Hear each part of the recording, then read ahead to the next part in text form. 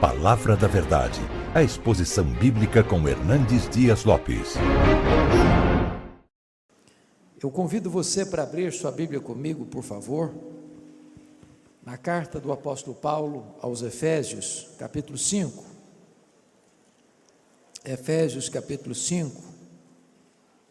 E vamos ler um texto clássico da Bíblia sobre a questão da família. Efésios 5, versos 22 até o verso 31.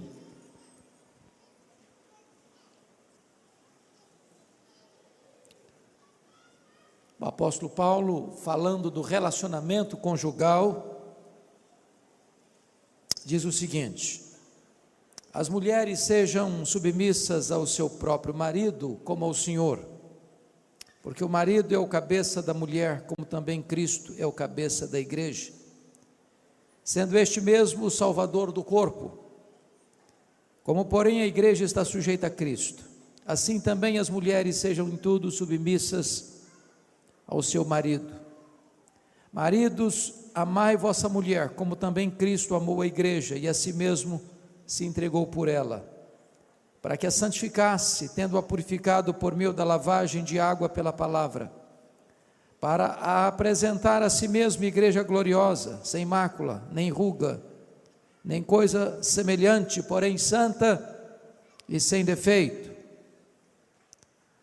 Assim também os maridos devem amar a sua mulher como ao próprio corpo. Quem ama a esposa, a si mesmo se ama. Porque ninguém jamais odiou a própria carne, antes a alimenta e dela cuida, como também Cristo faz com a igreja, porque somos membros do seu corpo. Eis porque deixa o homem a seu pai e a sua mãe, e se unirá à sua mulher, e se tornarão os dois uma só carne. Penso que todos nós estamos acompanhando de perto a conspiração não mais velada, não mais subjetiva, não mais de bastidor, mas uma conspiração afrontosa, deliberada, acirrada, contra a mais importante instituição que Deus criou, chamada família. A família preexiste ao Estado, a família preexiste à própria igreja. Não há igreja forte com famílias fracas, não há nação forte destruindo-se os fundamentos da família. O que nos choca e nos deixa perplexos é que aqueles que deveriam defender a família parece que usam todas as armas e armas de grosso calibre para desconstruir a família.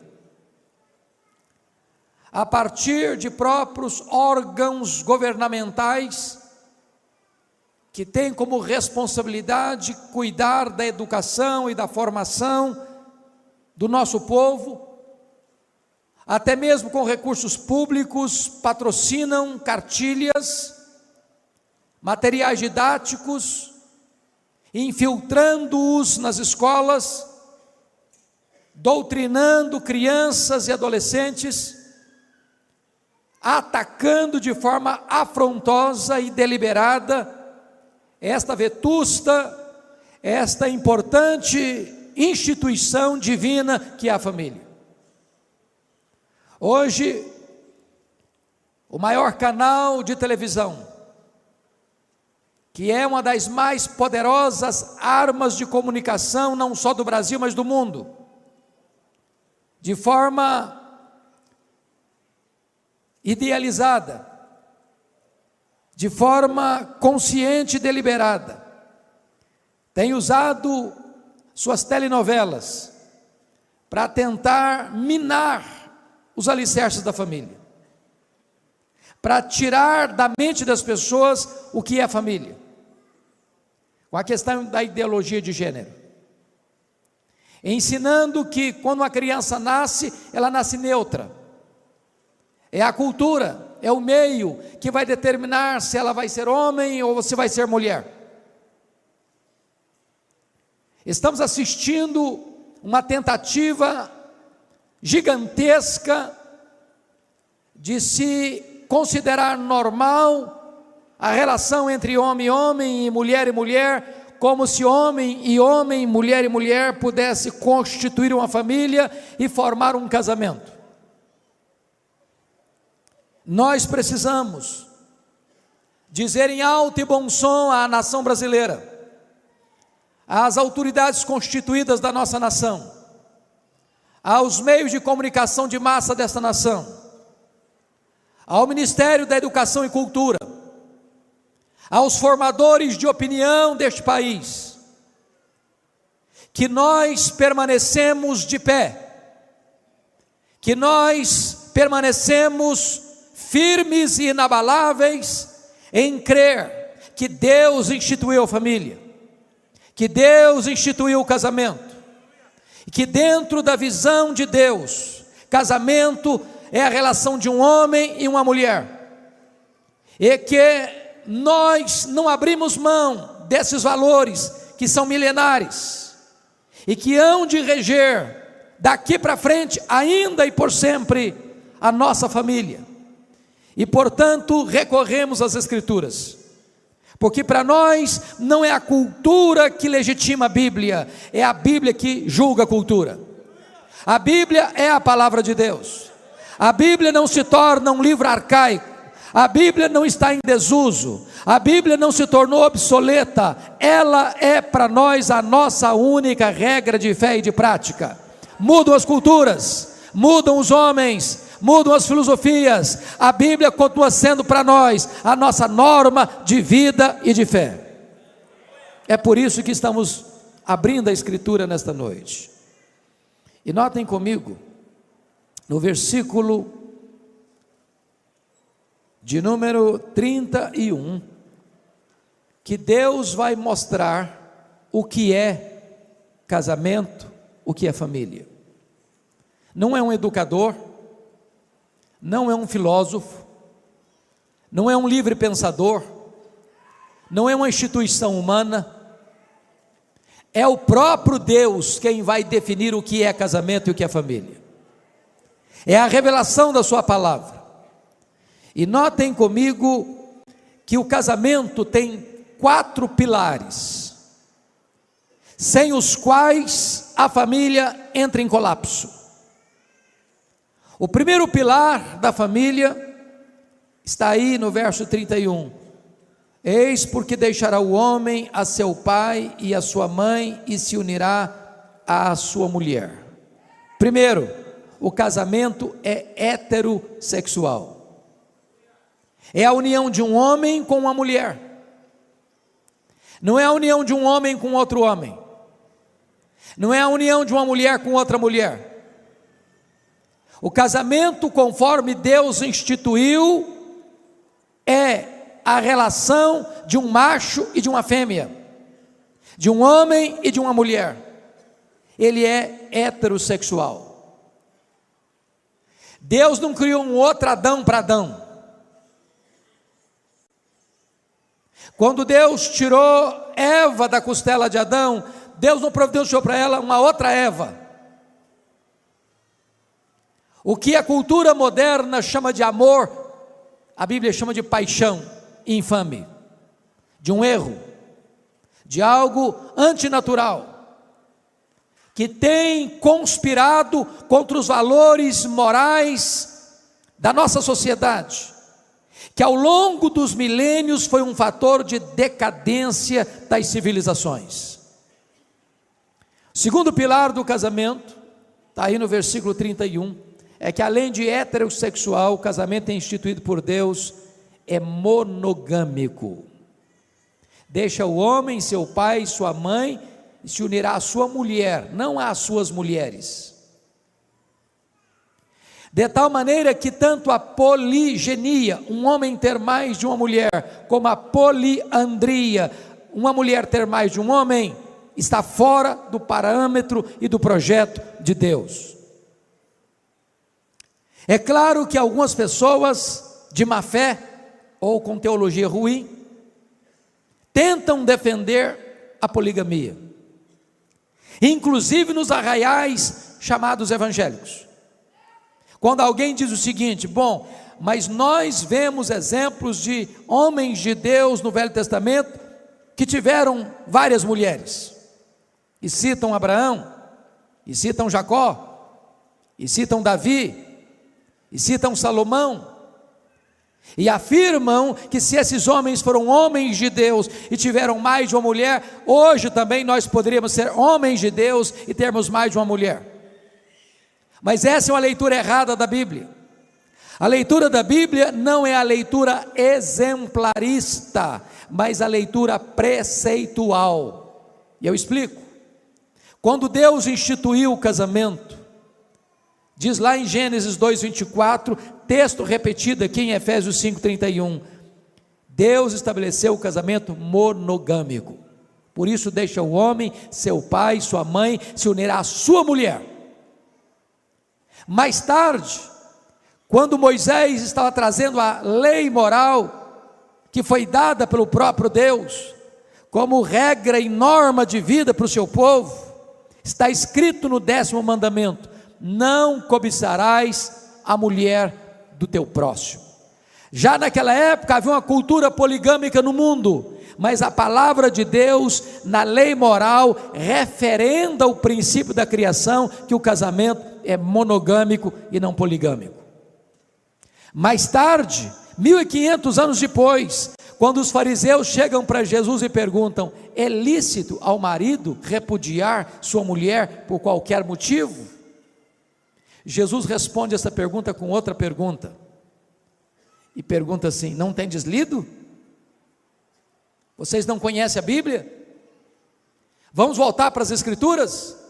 Não tendes lido que o Criador, desde o princípio, criou homem e mulher, e por isso disse: deixa o homem seu pai e sua mãe, se une a sua mulher, tornando-se os dois uma só carne, e o que Deus uniu, não o separe o homem?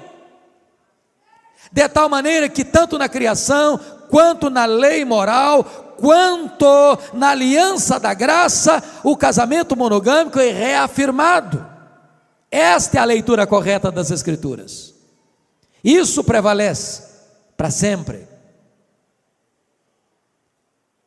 Portanto, essa ideia de estar casado e ter um amante, estar casado e ter outro cônjuge, está frontalmente contrário ao ensino das Escrituras. Terceiro princípio, terceiro pilar: o casamento é monossomático. Deixa o homem, seu pai e sua mãe, se une à sua mulher, tornando-se os dois uma só carne. Ou seja, o rapaz e uma moça que vai para a cama no namoro, está pecando contra Deus. Isso é fornicação, está debaixo da ira divina. Deus não põe a sua bênção numa relação desta. Segundo, relação sexual fora do casamento é adultério, e a Bíblia diz que só aquele que quer se destruir comete tal loucura. Mas a Bíblia diz que a relação sexual entre marido e mulher é uma ordenança divina. Portanto, o sexo não é pecado. Deus criou o homem e criou a mulher, criou o macho e criou a fêmea, e instituiu o casamento para que esta bênção fosse usufruída de maneira santa, de maneira lícita, de maneira pura, porque a Bíblia diz: digno de honra entre todos é o matrimônio e o leito sem mácula. Mas o quarto pilar do casamento é que o casamento é indissolúvel. O que Deus uniu, não o separe o homem. E a palavra homem aí, na língua grega, está no neutro. É homem, é mulher, é marido, é esposa, é advogado, é juiz. é conselheiro. Nenhum ser humano tem competência de desfazer o que Deus fez. Agora preste atenção, tem gente que arranja uma desculpa dizendo o seguinte: ah, pastor, eu me separei, ou eu me divorciei, porque quando eu me casei, desculpem da expressão, ainda se amarrava cachorro com linguiça. Eu não sabia de nada não, eu casei inocente. Outra coisa, pastor, quando eu me casei contra a vontade dos meus pais, eu fui rebelde. Pastor, quando eu me casei, eu nem sabia o que eu estava fazendo direito, portanto, não foi Deus que me uniu, então eu estou me separando, então eu estou me divorciando.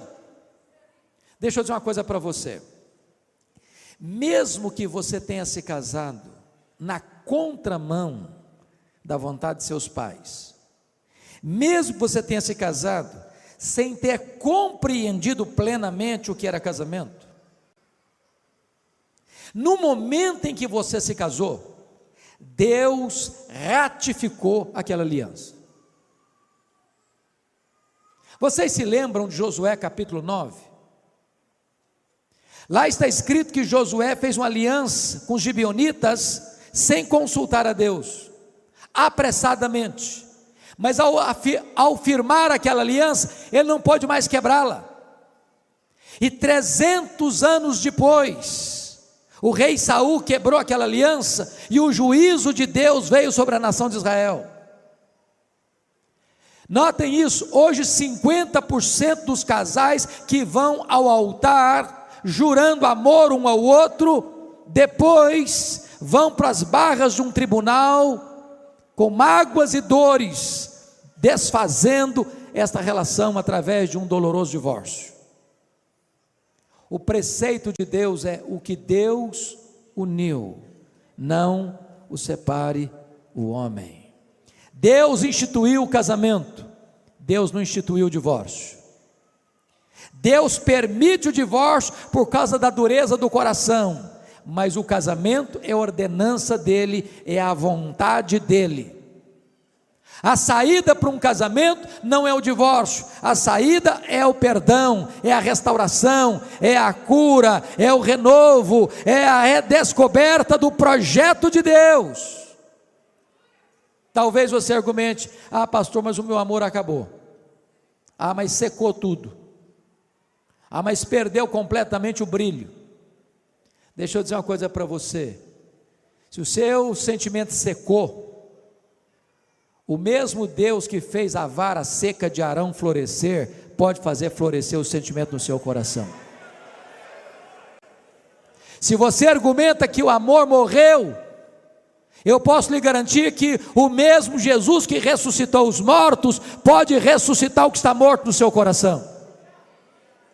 Se você argumenta que não tem mais nada, eu posso garantir a você que o Deus que chama a existência as coisas que não existem, pode trazer de volta o que já não tem mais aí, e restaurar o seu casamento. Deus é o Deus da restauração.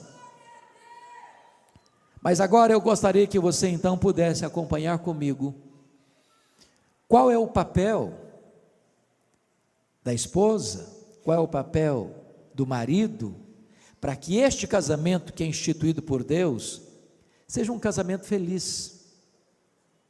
Feliz. Porque Deus não instituiu o casamento para a nossa infelicidade, Deus instituiu o casamento para a nossa felicidade. Nós podemos transformar um jardim grinaldado de flores num deserto, num espinheiro. Nós podemos adoecer o nosso casamento. Como é que você pode ter um casamento feliz? Então eu gostaria que você notasse comigo a orientação das Escrituras. O apóstolo Paulo começa com as mulheres, e algumas pessoas pensam e até afirmam isso de forma equivocada, que Paulo era machista. Isso não é verdade, não é verdade. Até porque quando Paulo escreveu esse texto, irmãos, em todas as culturas da época, a mulher era desprezada. A mulher era desprezada na cultura hebraica, Era propriedade do pai quando solteira e propriedade do marido quando casada. Para você ter uma ideia, a mulher não recebia herança na época. Naquela época que Paulo escreveu esse texto, o divórcio entre os hebreus era terrivelmente fácil. Havia um rabino chamado Hilel, que dizia que se a mulher queimasse a comida, o marido podia se divorciar dela. Se ela levantasse a voz um pouco, o marido podia divorciar dela. Pois bem, o cristianismo vem para restaurar o valor da mulher. O cristianismo vem para resgatar o verdadeiro sentido do casamento e da família. Se você olhar para a cultura grega, a mulher era mais desprezada ainda. Para você ter uma ideia, o maior orador grego, Demóstenes, disse que o homem tinha prostitutas para o prazer, concubinas para o sexo diário e esposa para os filhos legítimos. Era essa a cultura grega. Xenofonte disse que a mulher deve ver pouco, escutar pouco e perguntar o mínimo. Esse era o conceito dos gregos sobre a mulher. É o cristianismo que vem resgatar o papel da mulher nessa cultura que desprezava e humilhava a mulher. Se você vai para a cultura romana, era pior ainda. Sêneca dizia que as mulheres se casavam para o divórcio ou para se divorciar, e se divorciavam para casar. Agora, quando você olha a cultura pós-moderna, a mulher virou um objeto da sensualidade, virou apenas peça de propaganda. E é nesse contexto que eu chamo a sua atenção para o versículo 22. As mulheres sejam submissas a seu próprio marido, como ao Senhor. Primeira coisa, eu tenho plena certeza que esse assunto não é palatável, que não é, numa linguagem bem contemporânea nossa, politicamente correto. Por quê? Porque nenhuma palavra do cristianismo está mais desgastada, desfigurada e distorcida no cenário brasileiro e até evangélico do que a palavra submissão. Tem gente que sente urticária quando fala em submissão. Então eu gostaria de dizer para você o que não é submissão. Primeiro, quando a Bíblia diz que a mulher deve ser submissa ao seu marido, a Bíblia não está dizendo que submissão significa inferioridade. A mulher não é inferior ao homem em quesito nenhum. Primeiro, na criação. Aliás, diga-se de passagem, quando Deus foi criar o homem, Deus pôs a mão no barro. Quando Deus foi criar a mulher, Ele usou matéria-prima melhor. Tirou da costela do homem. Ambos têm o mesmo peso, o mesmo valor na presença de Deus. Deus criou o homem e Deus criou a mulher à sua imagem e à sua semelhança, de tal maneira que o homem não é mais semelhança de Deus que a mulher, nem a mulher é menos semelhança de Deus do que o homem. Mas, na redenção, a mulher é salva da mesma maneira que o homem. Para Deus, homem e mulher têm o mesmo valor, são salvos da mesma forma, pela fé em Jesus Cristo. Para Deus não tem homem, não tem mulher, não tem grego, não tem judeu, não tem escravo, não tem livre, não tem rico, não tem pobre, todos têm o mesmo valor. Então submissão não é inferioridade.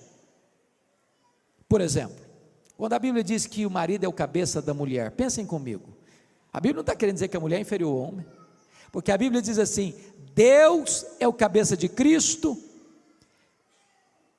Cristo é o cabeça da igreja, o homem é o cabeça da mulher. Eu pergunto a vocês, Deus Pai é superior ao Deus Filho? Não. São da mesma substância, da mesma essência. Jesus é Deus igual ao Pai. Deus de Deus, luz de luz, coigual, coeterno, consubstancial com o Pai. Logo, a metáfora de cabeça não significa que o homem está acima, que o homem é maior, que o homem é superior. É uma questão de funcionalidade dentro da família. Segundo, submissão não é obediência incondicional, de jeito nenhum. A mulher é submissa ao marido, então ela tem que obedecer incondicionalmente. A Bíblia não ensina isso. A Bíblia não ensina isso. A Bíblia diz que a obediência, a submissão da mulher ao seu marido vai até o ponto dessa submissão não se insurgir contra a autoridade do Senhor Jesus Cristo. Se o marido requerer da sua esposa uma obediência servil, que vai levar essa esposa a desonrar a Cristo, a desobedecer a Cristo, a pecar contra Cristo, cabe a esta mulher desobedecer ao seu marido para obedecer ao Senhor Jesus. Deixa eu ilustrar isso para vocês de uma forma muito extrema. Eu era pastor, eu era estudante nos Estados Unidos, fazendo meu curso de doutorado, quando eu recebi um telefonema anônimo de uma mulher que dizia ser evangélica, marido se dizia evangélico, e esse homem, diz ela, num telefonema anônimo para mim, dizendo: pastor, eu estou muito desesperada. Falei: por quê? Meu marido é viciado em pornografia. Sabia que 30% dos homens hoje são viciados em pornografia? Que 20% das mulheres hoje são viciadas em pornografia? Isso é uma droga que destrói a mente e a alma. E essa mulher disse assim: pastor, o meu marido quer que eu me deite com um amigo nosso que frequenta a nossa casa para ele assistir a cena. O que é que eu faço? Ele é mais jovem e mais bonito que o meu marido, eu não aguento mais tanta pressão. Eu disse para ela assim: confronte seu marido, se ele não se arrepender, abandone seu marido. É melhor você ser uma mulher divorciada do que ser uma prostituta. Não pense que o seu marido, por ser seu marido, pode exigir de você tal coisa. Isso não é submissão.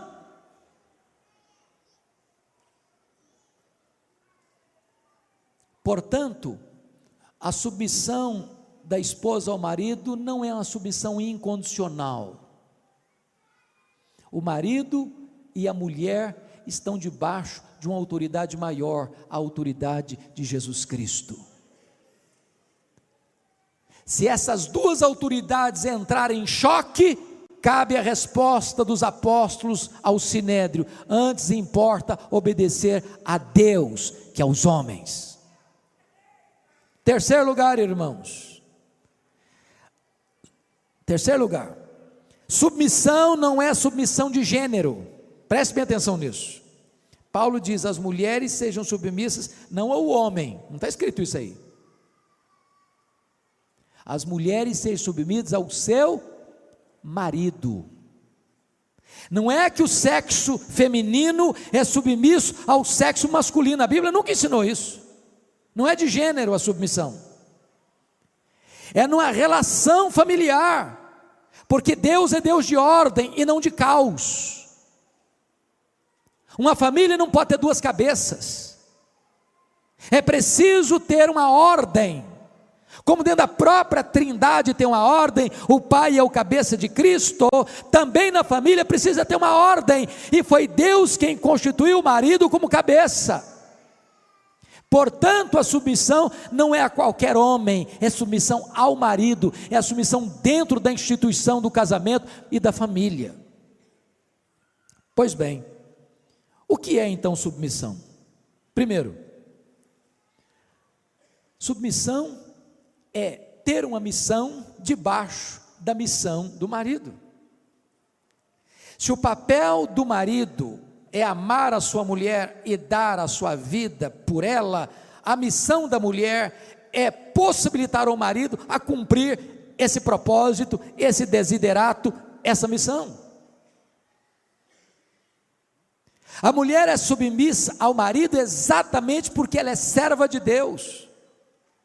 Em obediência à palavra de Deus, ela se submete ao seu marido. E eu vou lhe dizer algo maravilhoso: a submissão da mulher ao marido é a sua liberdade. Eu explico. Quando é que você é livre como cidadão brasileiro? É quando você obedece às leis ou quando você transgride as leis? Quando é que você é livre para dirigir o seu carro pelas estradas e pelas ruas da sua cidade? É quando você observa as leis do trânsito ou quando você quebra as leis do trânsito? Quando é que você tira um belo som de um piano? É quando você segue as letras e as normas e as notas, ou quando você toca as teclas atabalhoadamente? Quando é que a igreja é livre? É quando ela peca e desobedece a Cristo, ou quando ela anda dentro da vontade de Cristo, seguindo a sua palavra? Então note isso: Deus não quis subjugar a mulher, Deus não quer escravizar a mulher, Deus estabelece a liberdade, porque submissão não é sinônimo de escravidão, submissão é exatamente sinônimo de liberdade. Você é livre quando você obedece, você é livre quando você anda na luz. O mundo diz que liberdade é liberdade para se drogar, para ter sexo livre, para viver uma vida imoral. Isso não é liberdade, isso é libertinagem. O que é submissão? Submissão é a própria glória da mulher. Eu pergunto a você: qual é a glória da igreja? Qual é a glória da noiva? Quanto mais a igreja se deleita em Cristo, mais gloriosa ela é. Quanto mais a igreja honra Cristo, mais feliz ela é. Quanto mais a igreja obedece a Cristo, mais gloriosa e esplendorosa ela é. Então a submissão da mulher é a sua glória. Agora notem, a mulher não é submissa a um tirano, a um carrasco, a um ditador, a um homem cruel, a um homem insensível. Não, a mulher é submissa ao marido que a ama como Cristo amou a igreja. Esse é o projeto de Deus, essa é a vontade de Deus. Se a sociedade pudesse ouvir isso, se os canais de televisão pudessem ensinar isso, se as telenovelas ensinassem essa verdade, esse princípio, essa nação brasileira seria outra.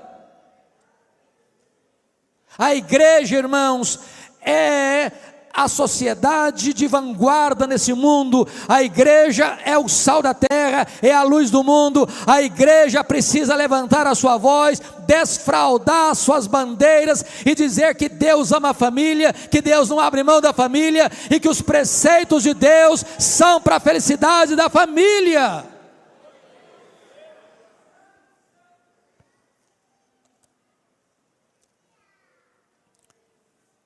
Então, se você, mulher,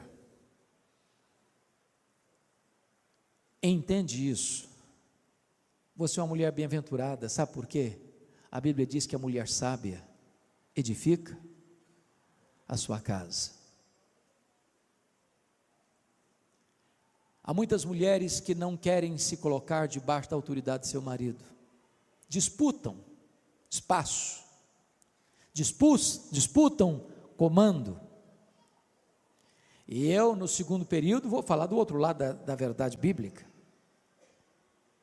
porque eu tenho certeza que tem muitas mulheres também, cujos maridos já se abdicaram da sua liderança, maridos omissos, desculpem da expressão, maridos frouxos,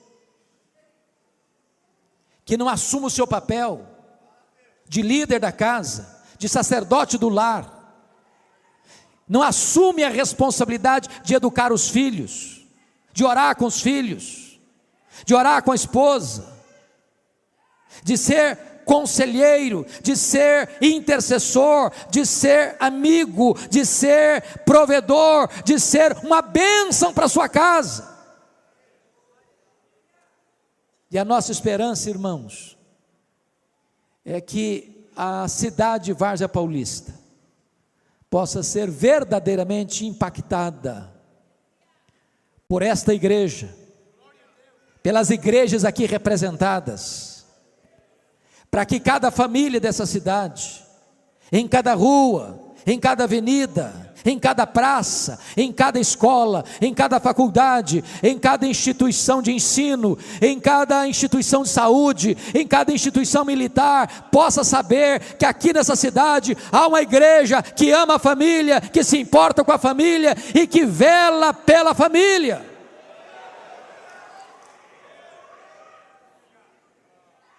Todos nós, irmãos, povo de Deus, precisamos ser um modelo para essa sociedade. Um modelo.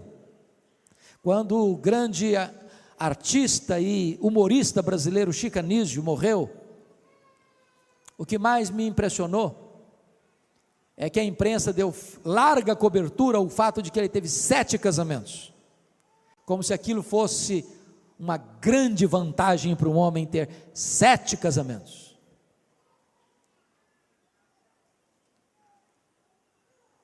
Um testemunho bonito é aquele que um homem viu as rugas surgindo no seu rosto e os cabelos se embranquecendo ao lado da mesma mulher, com amor, com afeto, com ternura. Casamento não tem que ser seco, não tem que ser árido. Casamento tem que ser um casamento de amor, de comunhão, de alegria, em todas as fases da vida. E eu quero terminar esse primeiro período contando para vocês uma história que me marcou muito, muito mesmo. Porque tem muito casamento, inclusive dentro das nossas igrejas, que se mantém, mas estão secos, mas estão sem alegria, estão sem óleo, perdeu o romantismo, não tem mais elogio, não tem mais afeto, não tem mais doçura.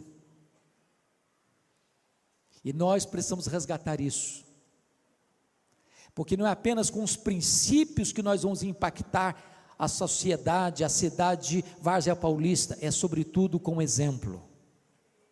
A cidade precisa olhar para nós e dizer o seguinte: veja como esse casal vive, veja como eles andam, veja como eles tratam um ao outro, vejam como eles cuidam dos seus filhos, vejam como eles andam de mãos dadas, vejam como eles se amam.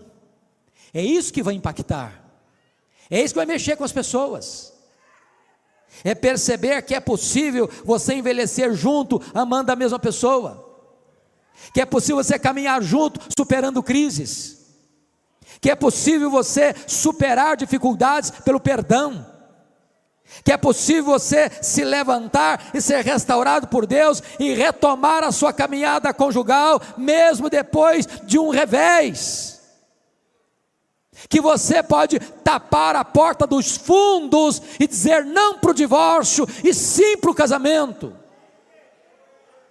E a história que eu ouvi foi esta: havia um senhor de mais de 80 anos, que todo sábado passava na floricultura do seu bairro, para comprar uma flor, para levar para sua esposa. Mas nos últimos meses, ele já não levava uma flor, ele levava o melhor buquê de rosas que ele podia comprar, sábado após sábado. Até que um dia o dono da floricultura, muito curioso, disse: rapaz, você me impressiona, você é um homem de mais de 80 anos, ainda investe no seu casamento, a sua mulher deve ser a mulher mais feliz desse mundo, me responda, qual é a reação dela quando ela recebe todo sábado esse buquê de rosas? E ele respondeu: ela não reage de forma nenhuma, ela não faz nada, não esboça nenhum sorriso, nem me diz muito obrigado. Como assim? Como assim?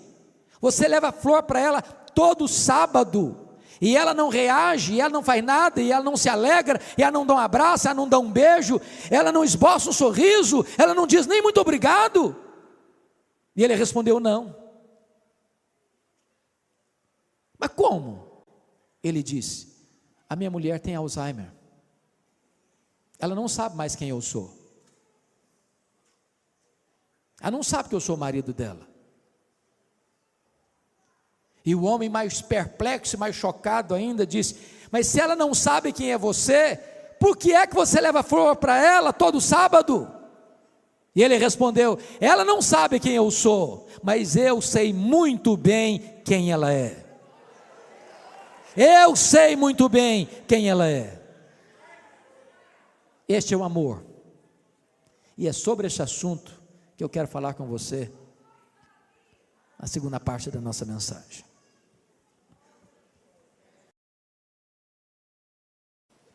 Retomando então, irmãos, ao texto de Efésios, podemos afirmar com total clareza que nenhuma mulher tem dificuldade de submeter a um homem que a ama como Cristo amou a igreja. Pois esse é o projeto de Deus. Se Deus requer que a mulher se submeta ao seu marido, Deus requer que o marido ame a sua mulher como Cristo amou a igreja. O padrão para o homem, para o marido, é muito mais elevado. Então, nenhum homem cristão pode, em nome da submissão da esposa a ele, explorar a esposa, subjugar a esposa, massacrar a esposa, fazer dela um capacho. Esse não é o projeto de Deus, essa não é a vontade de Deus. Então veja comigo qual é o papel do marido. Confira aí, por gentileza, versículo 25.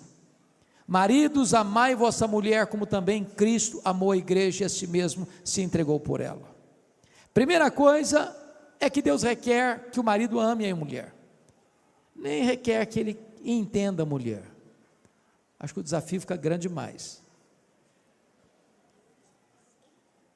Deus requer que o marido ame a mulher, nem sempre vai entendê-la, mas é preciso amá-la.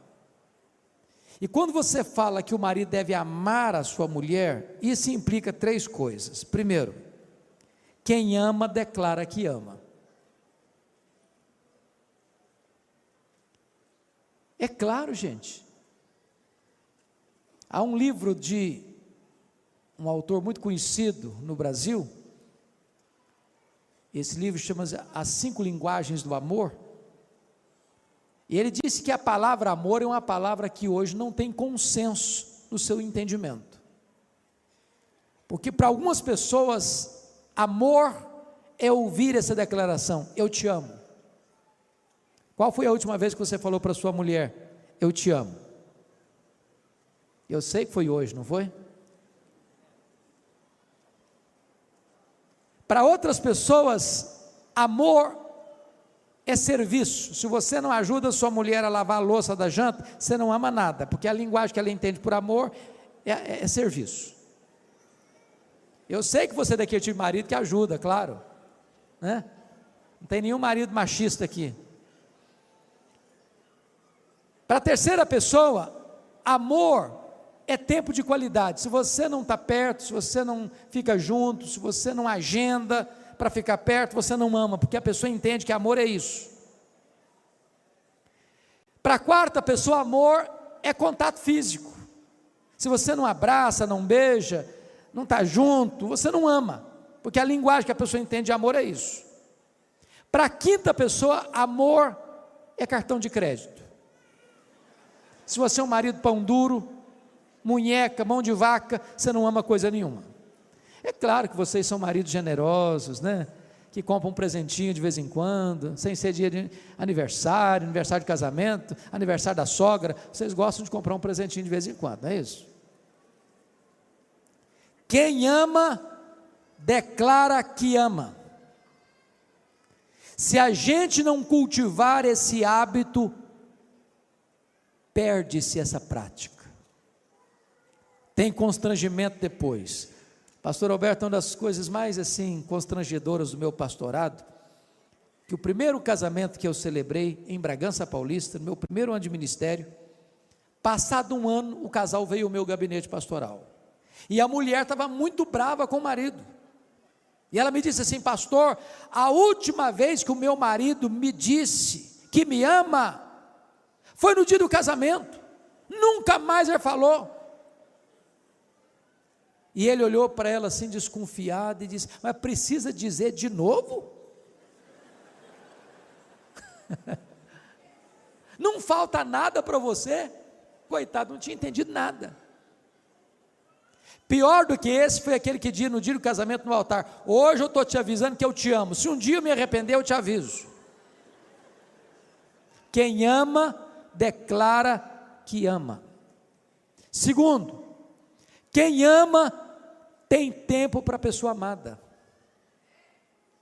Meus irmãos, eu sei que todos nós temos agenda muito complicada, mas deixa eu dizer uma coisa para você: sua mulher, seus filhos precisam ter prioridade na sua agenda. Deixa eu lhes dar um exemplo hoje. Eu quase fui indelicado com meu querido colega, estava vindo para a igreja, o telefone tocou. Se fosse outra pessoa, não teria atendido. E o senhor percebeu que eu interrompi a sua fala comigo, pedi licença e atendi. Por que eu atendi? Porque era minha esposa. E eu tenho um princípio: eu posso estar na reunião mais importante da vida, o telefone tocou, eu olhei, é minha esposa, é meu filho, é minha filha, é minha nora, eu atendo na hora. Na hora. Se tiver uma necessidade, eu peço licença e saio na hora. Porque muito obstante você tenha tantos compromissos, a sua família precisa saber que você tem acesso à sua agenda a qualquer dia, qualquer hora, em qualquer lugar, e tem prioridade. Quem ama tem tempo para a pessoa amada. Deixa eu lhes contar um fato, me permitam, da minha experiência. Eu fui para Vitória em 1985 para ser pastor. No ano seguinte, eu era solteiro. No ano seguinte, nós recebemos lá a Assembleia Geral da nossa denominação. Aí o meu colega de turma, que era pastor de uma cidade do interior, chamada Iuna, me perguntou assim, isso era mês de julho: você pode pregar na minha igreja esse ano? Eu peguei minha agendinha, não era rosa igual essa que estava aqui agora, dei uma olhada e disse o seguinte: não posso, esse ano eu não posso. E eu estava sendo sincero com ele, estava chegando para a igreja, tinha muita coisa para fazer. Só que naquela semana, eu conheci uma moça muito bonita da igreja dele. Essa moça é minha esposa há 30 anos.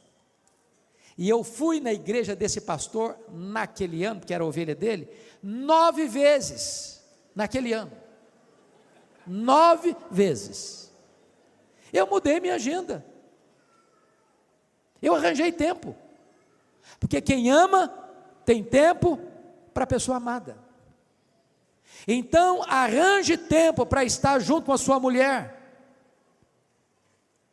tira férias com a sua mulher, passeie com a sua mulher. Se você não tem dinheiro para ir um restaurante, pare na esquina e coma um cachorro quente com a sua mulher, compre um saco de pipoca, mas arranje tempo para estar perto.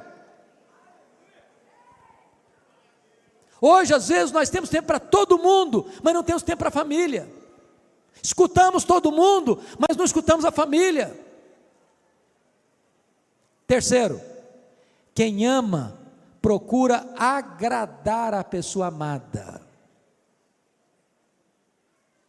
Meus irmãos, não tem nada que machuca mais uma mulher do que um marido grosso, couro de jacaré,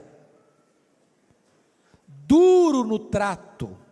Conhece gente dura no trato? Quem ama procura agradar a pessoa amada. Eu não sei, eu era pastor em Vitória, e um dia eu estava no meu gabinete e entrou uma mulher chorando, uma mulher de uns 25 e poucos anos, 25 anos mais ou menos. E essa mulher com a palma da mão rasgada. Quando ela acalmou um pouquinho, eu perguntei: minha filha, o que está acontecendo com você? Ela me disse: eu estou numa terrível crise conjugal. E eu perguntei: quantos anos de casada? Ela me disse: 3 meses. Eu falei: 3 meses? Mas lua de mel, desse jeito? Vocês já viram o pastor de vocês fazer casamento, claro. Se não botar um microfone para escutar os compromissos do noivo com a noiva e da noiva com o noivo, só o pastor escuta o que eles prometem. Parece que tem gente que ali na frente promete o seguinte: eu te prometo que a partir de hoje eu arrebento com a sua vida. Eu te prometo que a partir de hoje você não tem mais um dia de paz. Eu te prometo que a partir de hoje você não dorme mais sem Lexotan. Parece que tem gente que está prometendo isso. Quem ama, procura agradar a pessoa amada. Tem gente que diz assim: eu quero me casar para ser feliz. Não, está errado isso. Sabe por quê? Eu vou dizer algo chocante para você aqui. Não é o casamento que faz uma pessoa feliz. Casamento é para que 2 pessoas felizes sejam mais felizes ainda. Mas a única pessoa que faz alguém feliz é Jesus de Nazaré. É Jesus. Agora preste atenção nisso. O seu papel como marido, o seu papel como mulher é descobrir formas e meios de abençoar o seu cônjuge, de agradar o seu cônjuge. De que maneira fazer isso, irmãos? Um elogio. Nós temos que aprender a sermos pródigos nos elogios e cautelosos nas críticas. Eu conheço casal que pensa que vai melhorar o cônjuge com a lupa na mão, identificando os pontos falhos. Não, eu tenho que descobrir quais são os pontos falhos do meu marido, da minha esposa, para corrigi-los. Não é assim que você ajuda o seu cônjuge. Aliás, você deve identificar quais são os pontos fortes e enaltecê-los. Um elogio sincero vale mais do que 1000 críticas. Você pega mais mosca com a gota de mel que com barril de fel. Quem ama, procura agradar a pessoa amada. Agora, quando o marido ama a sua mulher, como é que ele expressa isso? Vamos olhar nas Escrituras. Primeiro, o marido deve cuidar da vida espiritual da esposa. Olha comigo, por gentileza, versículo 25 a 27. Maridos, amai vossa mulher, como também Cristo amou a igreja, a si mesmo se entregou por ela. Então, primeiro é um amor sacrificial. Você não pode fazer igual o Isaac. Sabe o que Isaac fez? Quando ele chegou lá naquela terra, e viu que a mulher dele era muito bonita, falou: esses caras vão me matar por causa da minha mulher. Aí botou a mulher dele como escudo. Não, não é minha mulher, não é minha irmã. Foi covarde, foi frouxo. A partir daquele momento, leia bem a sua Bíblia, você vai ver que Rebeca não conversa mais com Isaac tete a tete, ela escuta o marido por trás da porta. Acabou o diálogo, acabou a confiança. Que marido é esse que não assume que é meu marido em público?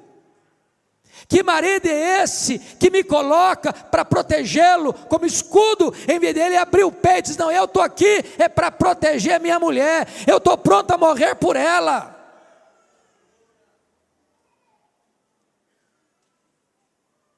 É um amor sacrificial. Olha aí comigo mais, por gentileza, versículo 26, para que a santificasse. Veja que o amor do marido santifica a mulher. De que maneira, irmãos? De que maneira que o amor do marido santifica a mulher? Pensa comigo nessa cena. Marido não elogia a esposa, o marido não é carinhoso com a esposa, o marido não é romântico com a esposa, o marido nunca faz um afago na esposa, o marido trata a esposa de qualquer jeito, casca grossa, duro no trato, não é afetuoso, não é carinhoso, não é cavalheiro, não é amável, não cobre a esposa de cuidado. Aí essa mulher sai de casa, bota o pé na rua e é coberta de elogio. Coberta de elogio. O que é que essa mulher está? Fragilizada, carente afetivamente, tornou-se o quê? Vulnerável. Vulnerável, porque ela em casa não é amada, porque ela não é elogiada, porque ela não recebe afeto, porque ela não recebe carinho, porque o marido não é romântico. Agora imagina outra cena, essa mulher, ela é valorizada pelo marido, ela é querida pelo marido, o marido a valoriza, o marido a elogia, o marido é carinhoso, o marido é romântico, o marido é cavalheiro, o marido é cuidadoso. Quando ela sair à rua e alguém vir querer trazer sedução para cima dela, sai para lá, cara, eu sei quem eu sou amada, eu sou querida, eu tenho valor, eu sou valorizada, eu não estou nem aí com esse tipo de elogio barato seu. O amor do marido protege a mulher e santifica a mulher. Olha mais, veja comigo, por gentileza, versículo 28 diz: assim também os maridos devem amar a sua mulher como ao seu próprio corpo. Então deixa eu só dizer uma coisa para você aqui. Eu não sou daqueles, e nem você com certeza, que acha que só sua família tem valor, porque tem gente que só vê virtude na sua família e só vê defeito nas outras famílias, não é verdade? Tem outras pessoas que é o contrário, só vê virtude na vida dos outros, só vê defeito na sua. É o chamado mito da grama mais verde, que é do outro é sempre melhor. Qual o nosso papel? É o papel lá do marido de Provérbios 31. O que ele responde? Há muitas mulheres virtuosas, mas tu a todas sobrepuja. Deixa eu dizer uma coisa para você. Se você ficar achando que a mulher do seu vizinho é mais virtuosa do que a sua mulher, você já está num caminho escorregadio.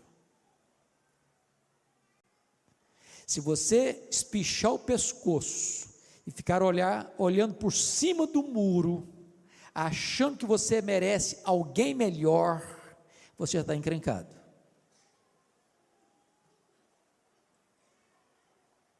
Você precisa entender que você tem que vigiar o seu coração, para que você não queira ter quem você não pode ter, e para que você valorize quem você tem, quem Deus lhe deu. Segundo ponto que eu quero chamar a sua atenção, é que o marido não cuida apenas da vida espiritual da sua mulher, o marido deve também cuidar da vida emocional da sua mulher. Olha comigo os versos 28 e 29 então. Assim também os maridos devem amar a sua mulher como ao próprio corpo. Quem ama a esposa a si mesmo se ama. Porque ninguém jamais odiou a sua própria carne, antes a alimenta e dela cuida, como também Cristo faz com a igreja. Então vamos entender uma coisa aqui, irmãos.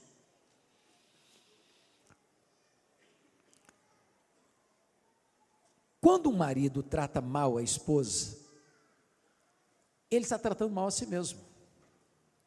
Quando o marido agride a esposa, ele está agredindo a si mesmo. Quando ele fere a esposa com palavras, ele está ferindo a si mesmo. E Paulo usa uma linguagem dizendo que ninguém jamais odiou a sua própria carne. Se você encontrar na rua uma pessoa se auto-agredindo, pode interná-la, pode botar no hospício, pode botar no sanatório, endoidou. Agora Paulo está querendo usar esse argumento para dizer o seguinte: quando você encontrar um marido agredindo a esposa, machucando a esposa, falando mal da esposa, levantando a voz para a esposa, sendo duro no trato com a esposa, ou até mesmo agredindo fisicamente uma esposa, isso é um sinal de loucura relacional. Porque a esposa é carne da sua carne. Então deixa eu dizer uma coisa para você, marido. Você é o responsável pela saúde emocional da sua mulher. Você precisa investir na vida da sua mulher.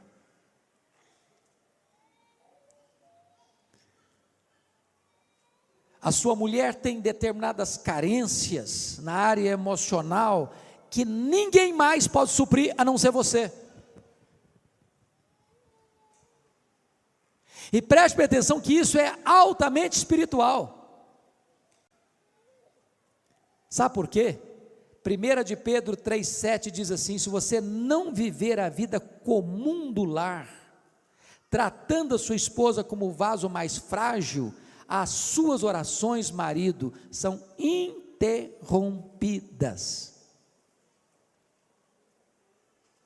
Você pode levantar a mão para o céu e dar glória a Deus na igreja, se lá em casa você deita o braço na sua mulher, as suas orações na igreja não valeram nada. O que Deus está dizendo é que você não pode ter um relacionamento correto com Deus, se você não está tendo um relacionamento correto com a sua mulher. Você é o responsável pela vida emocional da sua mulher. Mas notem comigo mais,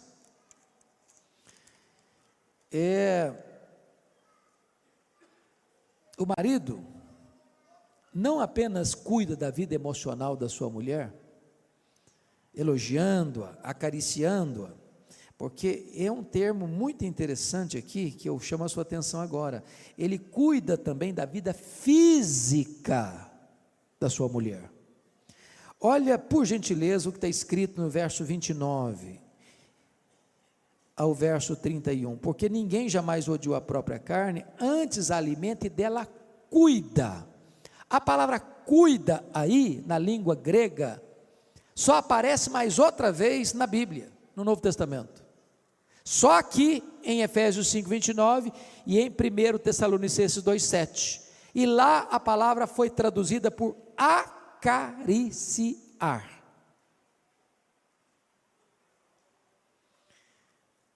Não é que só a mulher que gosta de carinho e de afago, não, o homem gosta também, não só gosta, precisa, mas cabe ao marido acariciar a sua mulher. Eu estou falando de um ato físico, e que é legítimo, e que é a expressão da vontade de Deus, e que é o projeto de Deus, que marido e mulher tenham um afeto um pelo outro, sejam carinhosos um com o outro, façam um afago um no outro, abraçam um ao outro, beijam um ao outro, sejam afetuosos um com o outro, tenham carícias um com o outro. É o que a Bíblia diz em Provérbios. Por que você vai buscar a fonte alheia, a fonte estranha, se Deus botou um manancial para você dentro da sua casa, no seu casamento? Para que você vai buscar prazer lá fora, se Deus deu para você essa fonte de prazer? Então usufrua o que Deus deu para vocês. Deixa eu dizer uma coisa aqui bem aberta para vocês. Ter sexo fora do casamento, antes do casamento, é pecado. Ter sexo fora do casamento é pecado. Mas não ter sexo no casamento também é pecado. É ordem de Deus: não vos priveis um ao outro. E eu estou dizendo para vocês algo extremamente espiritual. Sabe por que é extremamente espiritual? Porque se marido e mulher negligenciar essa área física do relacionamento, entra na jogada um personagem terrível chamado de Satanás, que vai tentar marido e mulher por causa da incontinência. Irmãos, isso não é opinião de homens, isso é a palavra de Deus, isso é o ensino da Escritura. Isso é Deus blindando o casamento para que não haja brecha para o inimigo entrar. Agora é claro, irmãos, é claro,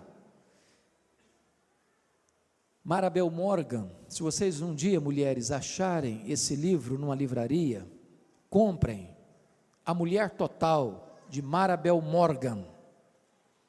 E Marabel Morgan disse que o sexo para a mulher começa no café da manhã.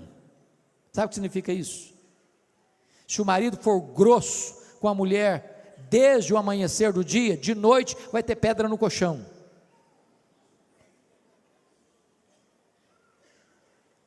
Notem que Deus é tão maravilhoso, que antes de Deus falar da área física entre marido e mulher, Ele fala que o marido tem que amar a mulher, que o marido tem que ser carinhoso com a mulher, que o marido tem que ser afetuoso com a mulher, e desta maneira os dois não vão passar fome no banquete. Irmãos, eu estou sendo claro com vocês? Ou preciso botar a legenda?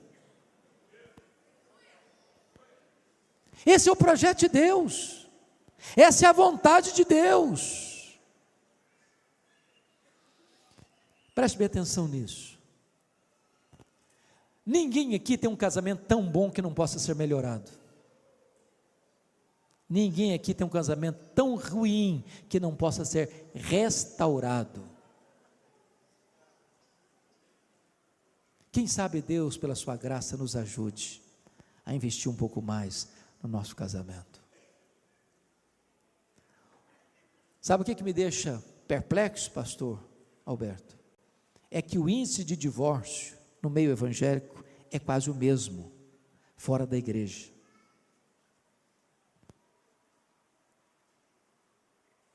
Sabe o que me deixa triste?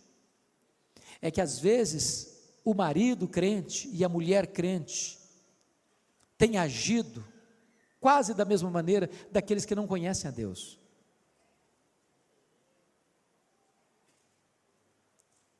Sabe o que me deixa preocupado? É que às vezes nós departamentalizamos a nossa vida. Na igreja somos uma bênção, em casa vai no tapa, vai no grito,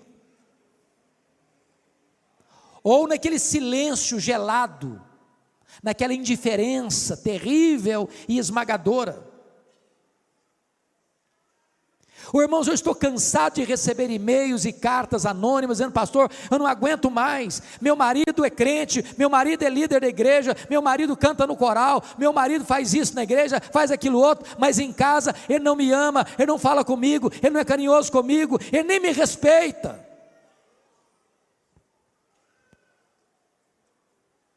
Então, em nome de Jesus, queridos, nós precisamos orar para Deus trazer um reavivamento no nosso casamento e na nossa família. A família precisa ser o alvo do nosso afeto, da nossa atenção máxima, do nosso carinho maior, do nosso maior investimento. Nós não poderemos ter reavivamento na igreja se a nossa casa está em crise, porque o que é a nossa igreja, senão a somatória das nossas famílias?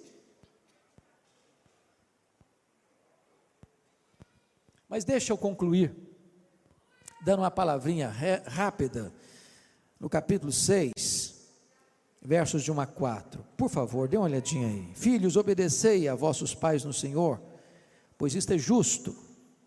Honra teu pai e tua mãe, que é o primeiro mandamento com promessa, para que te vá bem e sejas de longa vida sobre a terra. Verso 4, e vós pais, não provoqueis vossos filhos a ira, mas criai-os na disciplina e na admoestação do Senhor. Presta atenção, que no verso 1, a palavra pais, é pai e mãe.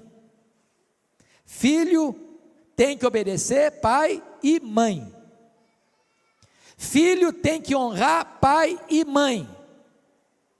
Mas no verso 4, e vós pais, não provoqueis vossos filhos a ira, mas criai-os na disciplina e na admoestação do Senhor. Pais aí não é pai e mãe mais, a palavra grega aí é pais, maridos, pais, homens. Sabem por quê? Porque diante de Deus, o responsável pela formação espiritual dos filhos é do marido. Marido, não terceirize essa gloriosa missão. Não transfira para sua mulher a educação cristã dos seus filhos. Deus colocou você como responsável. Você é o sacerdote do seu lar. Agora notem vocês que numa época em que o pai, na cultura romana, em que o pai tinha total poder e autoridade sobre os filhos, o que o apóstolo Paulo orienta é cautela, critério e cuidado, dizendo assim: pais, não provoqueis vossos filhos a ira. De que maneira você pai que está aqui hoje, pode provocar seu filho a ira? Primeiro, você provoca seu filho a ira quando você fala uma coisa e vive outra. Quando você diz: meu filho, você tem que ser verdadeiro, você tem que ser honesto. Aí o telefone toca. Aí você diz: fala que eu não estou não. E o filho fica em dúvida: mas que negócio é esse? Meu pai disse que tem que ser verdadeiro, tem que ser honesto, e manda eu mentir?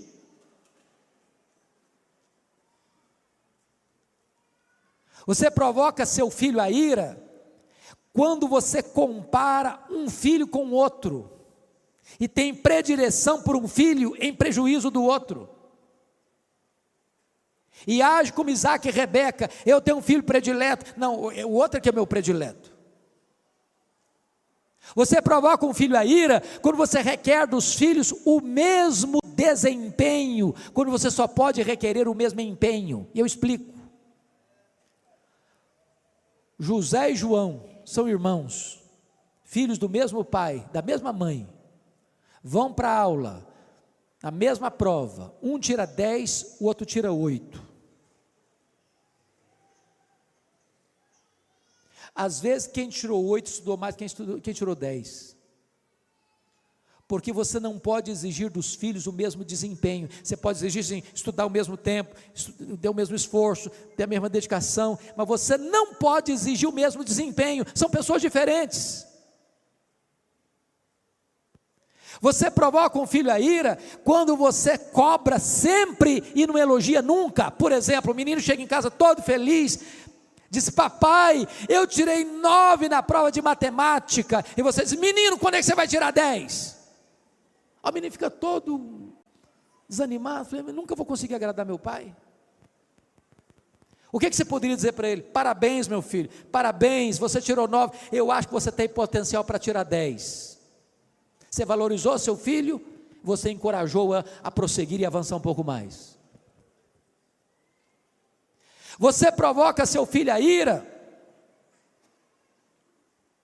quando você dá mais valor a coisas do que a pessoas.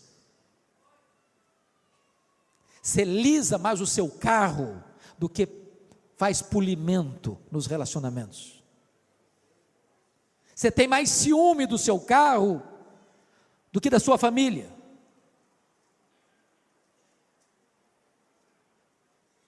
Você provoca seu filho a ira quando você grita com ele em vez de dialogar com ele, conversar com ele.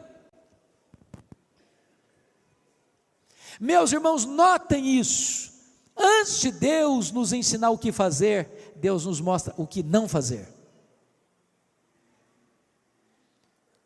Agora ele diz: mas criai-os na disciplina e na admoestação do Senhor. Preste atenção: criar filho não é apenas gerar filho. Criar filho não é apenas dar teto para morar, cama para dormir, roupa para vestir, comida para se alimentar, escola para estudar. Criar filho, irmãos, tem a ver com toda a sua formação psico, emocional e espiritual.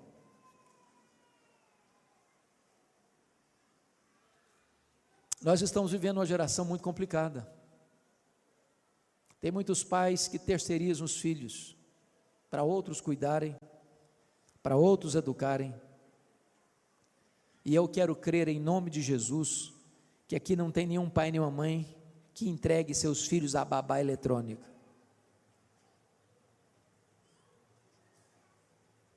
Crie os seus filhos, eduque os seus filhos, e inculque nos seus filhos os valores de Deus. Gaste tempo com seus filhos, senta com eles, conta o que Deus fez na sua vida, quão maravilhoso é Deus, conte para eles, isso é educá-los, mas mais, na disciplina e na admoestação do Senhor. Hoje nós vivemos numa geração que o Estado está interferindo na família. Eu acho tão curioso isso. Um pai e uma mãe não podem dar um tapa num filho mais, mas matar pode, abortar pode. Já perceberam a incoerência? Pai e mãe não podem disciplinar, mas se quiser entrar e tirar lá do sacrário do ventre materno, esquartejar, envenenar e arrancar de lá, aí pode.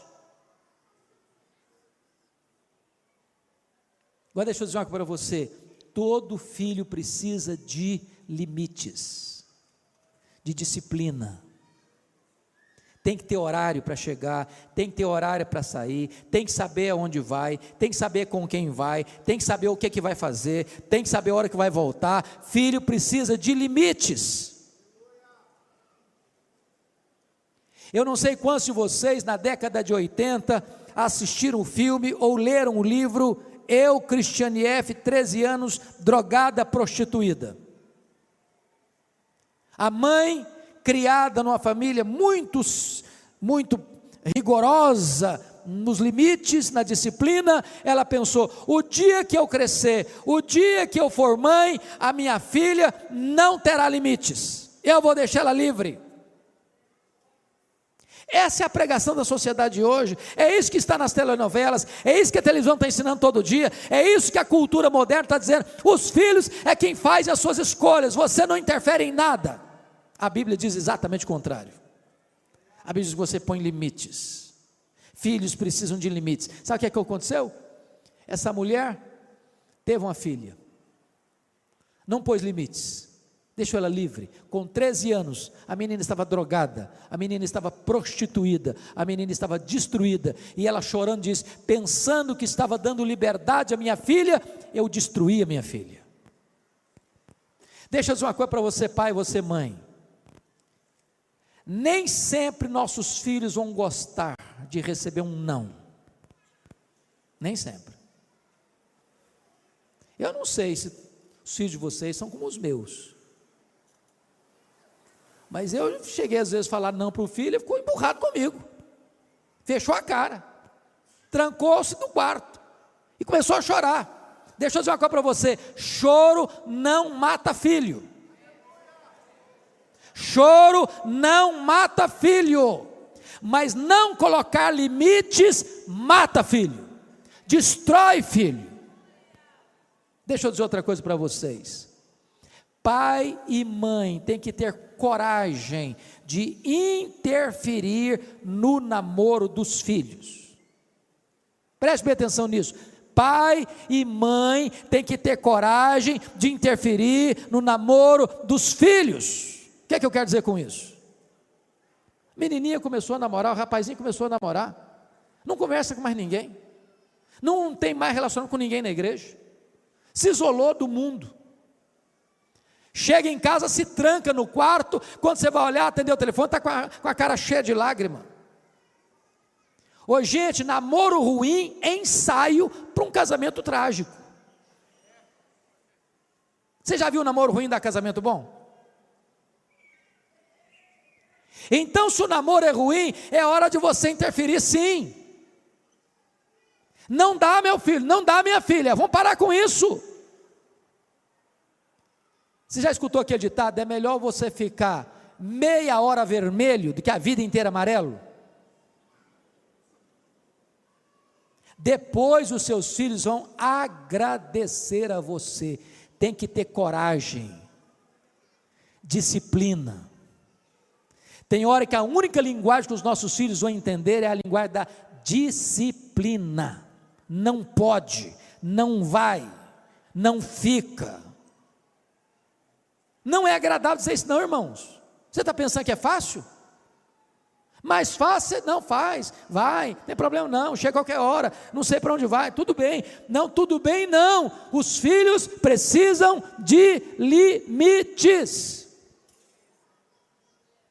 Deixa eu dizer outra coisa para vocês. Ah, mas agora meu filho tem 18 anos, agora faz o que quiser. Está debaixo do seu teto? Está debaixo do seu teto? Quem manda lá é você, varão. Quem manda lá é você. Não tem desse negócio que fez 18 anos agora, manda e faz o que quer, não. Filho precisa honrar pai e mãe. Eu nunca vi um filho que honra pai e mãe sendo mal sucedido na vida porque honrou pai e mãe. Nunca vi. Mas vejo todo dia jovens morrendo cedo, jovens entrando em quadrilhas de crime, de drogas e de tudo enquanto é coisa ruim, porque não honra pai e mãe, porque não escuta pai e mãe, porque não obedece pai e mãe. Em nome de Jesus, é hora de nós assumirmos o nosso posto e disciplinar, por limites. Mas a Bíblia diz mais: criai-os na admoestação. A palavra admoestação tem a ver agora com conversa, com confronto verbal. Porque às vezes, meus irmãos, sabe o que acontece na família? Quando não está bem, um fica para cá, outro fica para lá. Há um silêncio, o medo da conversa, o medo do confronto, o medo do enfrentamento. Eu não estou falando de brigar não, irmãos, não estou falando de gritar não. A autoridade não é falar alto, a autoridade não é dar murro na mesa. Eu gosto muito de uma frase de Erich Fromm, quando ele disse o seguinte: há dois tipos de autoridade, a autoridade imposta e a autoridade adquirida. A autoridade imposta é quando você grita: aqui quem manda sou eu. Quando você precisa gritar para falar isso, é porque já perdeu a autoridade. Você não precisa gritar, você pode falar baixinho, mas sabe o que fala mais? É o seu exemplo, é a sua coerência. Converse, confronte. Mas ao conversar com o seu filho, confrontar o seu filho, confronte com a Bíblia aberta, confronte com o coração quebrantado, confronte com lágrimas nos olhos, confronte para passar para o seu filho o seguinte: meu filho, eu estou falando isso para você porque eu te amo, porque eu quero o melhor para a sua vida, porque eu me interesso por você, porque seria muito mais fácil eu deixar para lá, seria muito mais cômodo. Às vezes é mais fácil a omissão do silêncio e da covardia do que o desconforto do confronto. Mas chame, converse, alerta, não desista, não abra mão, não entregue seus filhos, não jogue a toalha. É isso que a Bíblia me ensina. Mas eu termino. Está escrito assim: na disciplina e na admoestação do Senhor. Do Senhor. Sabe o que significa isso? Você precisa dar aos seus filhos educação cristã. Quando eu olho hoje, irmãos, o cenário brasileiro e até na igreja, o que é que um pai e uma mãe hoje quer dos filhos? Via de regra, nós temos até uma expressão: fulano de tal está muito bem de vida, está muito bem sucedido na vida. O que está querendo dizer com isso? Estudando uma boa escola? Fez a prova do Enem e tirou nota máxima? Galgou os degraus da melhor faculdade do país? Entrou num curso cobiçado? Saiu da faculdade e achou um grande emprego? Está ganhando muito dinheiro? Tudo isso é bênção, tudo isso é legítimo, tudo isso pode ser desejado, mas se você não passou os valores de Deus para os seus filhos, tudo isso é troféu de palha. Troféu de palha. O que adianta ganhar o mundo inteiro e perder a sua alma? Mais importante que qualquer vitória nesta vida, qualquer sucesso nesta vida para os nossos filhos, é criar os nossos filhos na admoestação do Senhor. Que os nossos filhos sejam servos de Deus, que eles amem a Jesus, que eles sirvam a Deus, que eles estejam integrados na igreja, que eles sintam prazer em participar do culto e adoração a Deus, que eles estejam envolvidos na obra de Deus, que eles estejam engajados no reino de Deus. E eu quero terminar dizendo o seguinte, irmãos, eu olho, e o pastor Alberto tem viajado tanto, quanta tristeza você tem quando vai em Europa hoje, de ver as igrejas vazias, ou de ver um gato pingado de gente, só de cabecinha branca, porque a juventude não está mais na igreja. Por quê, irmãos? Por quê? É porque os pais falharam em passar o bastão do evangelho para os seus filhos. Irmãos, hoje os nossos filhos estão vivendo um mundo muito mais perigoso que nós vivemos na nossa juventude. As janelas do mundo estão mais abertas e mais coloridas. As propostas para seduzir e atrair o coração dos nossos filhos são muito mais veementes hoje que na nossa época, e nós precisamos redobrar